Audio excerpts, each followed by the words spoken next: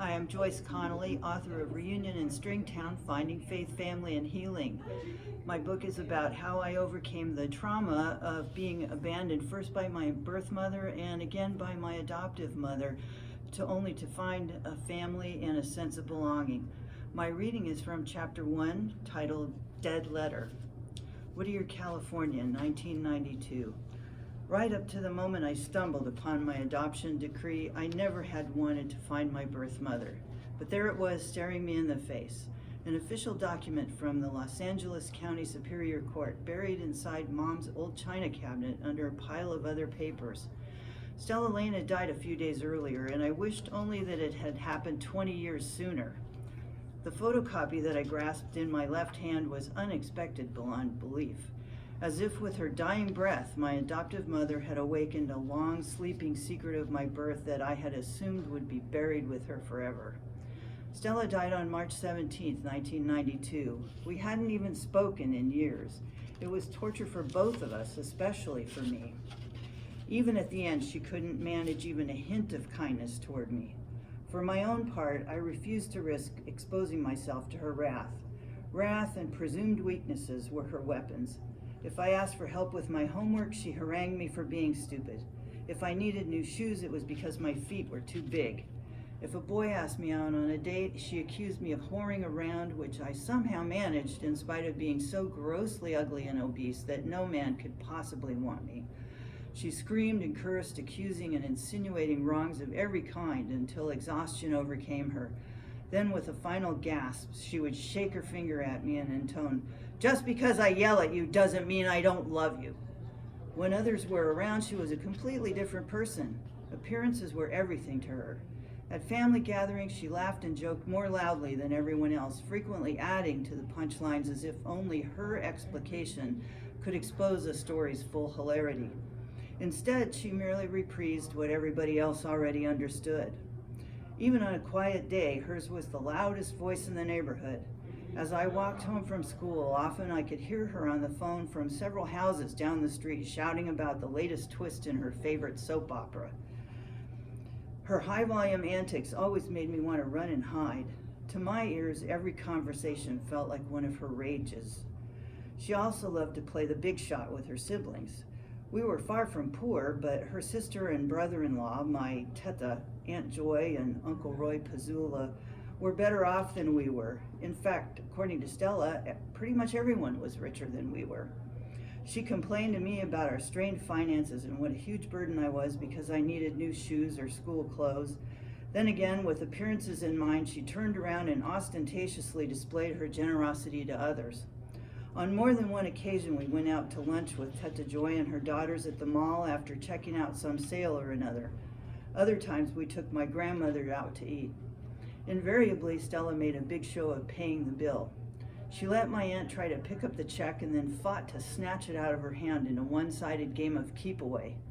Once she won her prize, she'd laugh triumphantly and hide it behind her back.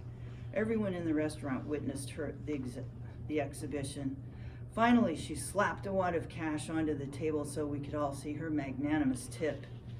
She especially loved playing the adoring mother. She bragged to my aunts and uncles about my musical talent or my progress in school. I silently endured her second-hand lies, smiling weakly as they exclaimed, "Your mom is so proud of you." Now she was finally dead. Out of respect for Teta Joy, I refrained from cheering when she called with the news. But after we hung up, I sang the old song from The Wizard of Oz. "Ding dong, the witch is dead, witch old witch, the wicked witch." Then I called one of my girlfriends and shared my relief. A couple of days later, I flew from San Jose to Ontario Airport east of Los Angeles for the funeral. I maneuvered my rented car through the 24/7 bumper-to-bumper traffic past myriad Home Depots, McDonald's drive-thrus, and dozens of other mega chains. At last, I arrived at the town of Diamond Bar, where I was to stay with Teta Marcia and Uncle Roy. Yes, I had two uncles named Roy. This one was Roy Carriage, my mother's brother. I planned to ride with Teta Marcia and Uncle Roy to the church the next morning for the funeral. Stella had spent most of the last decade in assisted living and then finally in a nursing home, so she had pared down her belongings dramatically. Now, what was left of her unhappy life had been stuffed into the Pizzula's garage. Their vehicles had been forced out into the driveway by cardboard boxes and 1950s-era furniture, including a white marble coffee table, a pea green sofa, and a large early American-style china closet with shelves on top for displaying dining ware and storage compartments below. I knew my mother had willed whatever valuables there were to Teta Joy, and I gladly concurred, but I asked my aunt if I might have any pictures there might be out there. "Sure, Joyce," she said. "I don't know what's out there. I haven't gone through it, but you're welcome to whatever you want." The Pizzulas lived on the crest of a hill that overlooked the southern end of the LA basin. On a clear day, you could see Catalina Island, or so people claimed, though there was always too much smog. Their 3-bedroom, 3-bath home had been built in the early 1950s by my uncle, who owned his own construction company. It was a typical mid-century modern split-level design that featured a sunken family room with slate fireplace and built-in bar. It always seemed to be filled with joy and laughter. Family and friends divided their time between the family room and the kitchen, unless they were lounging out by the pool, he added later. A breezeway led to the detached garage, which was several feet lower than the house to accommodate the hill they lived on. My cousin Lynn's husband, Ken, came out to the garage to help me go through everything. Ken tackled the boxes while I began rummaging through the drawers of the china cabinet, which Stella used to file important papers. "Nothing in here but ancient green stamps and books of unredeemed green stamps," I grumbled silently. Green stamps were an early loyalty program. You pasted the stamps into a book and redeemed the filled books for merchandise. Every time my mother gassed up her car, she collected 2 or 3 sheets of them. By 1992, they had mercifully gone the way of the Pony Express and whalebone corsets. Still, there they sat, stuffed alongside other crap saved by an otherwise compulsively neat woman. Then I found it, the document that would change my life. It was a photostatic copy of a court document. The light-sensitive paper was discolored and shrunken down to 5 by 7-inch size. It had been folded carefully long ways down the middle. It seemed as if the world stopped turning while I stood there trying to absorb the full meaning of what I held in my hand. All of a sudden I shrieked, "Oh my God!" What's the matter?" Ken looked up startled and moved toward me. My husband, Jim, hadn't come with me. There was no need, or so I thought. After all, I wasn't grieving, so I didn't need a shoulder to cry on. I was planning to spend only a couple of days, just long enough for the funeral that followed. He stayed home and took care of our cats. Now I suddenly wished he were there. I was crying uncontrollably and choked trying to explain what I'd found. "It's me," I sobbed. "This is me." I waved the paper at him. The poor guy had no idea what I was talking about. After a few moments, I composed myself enough to explain. He hugged me, trying to calm me down. Quote, "In the Superior Court of the State of California, in and for the County of Los Angeles, in the matter of the adoption of baby George." For several seconds, I thought Stella and Ed Lane had adopted another child, a boy they had named George. But no, baby George was me. George was my birth mother's last name. My mind scrambled to make sense of what I was looking at. I don't know how long I looked at it before I realized that I had just stumbled upon my final decree of adoption, the document that officially awarded custody of me to my adoptive parents. I had always known that I was adopted, but questions about my biological origins were unwelcome. Like most kids growing up, I was curious about everything. Why is the sky blue? Is spaghetti really made from worms? How many stars are there in the sky? I imagine most parents get worn down from the constant barrage of a toddler's impossible questions. But when other kids were asking, "Where do babies come from?" I was asking, "Who was my real mom? How old was I when you adopted me?" When I was still very young, my parents treated my questions with forbearance. Stella, always in control, tried at first to placate me with pretty lies. "You're Austrian," she told me once. Another time she claimed I was English, but her skimpy answers never satisfied me.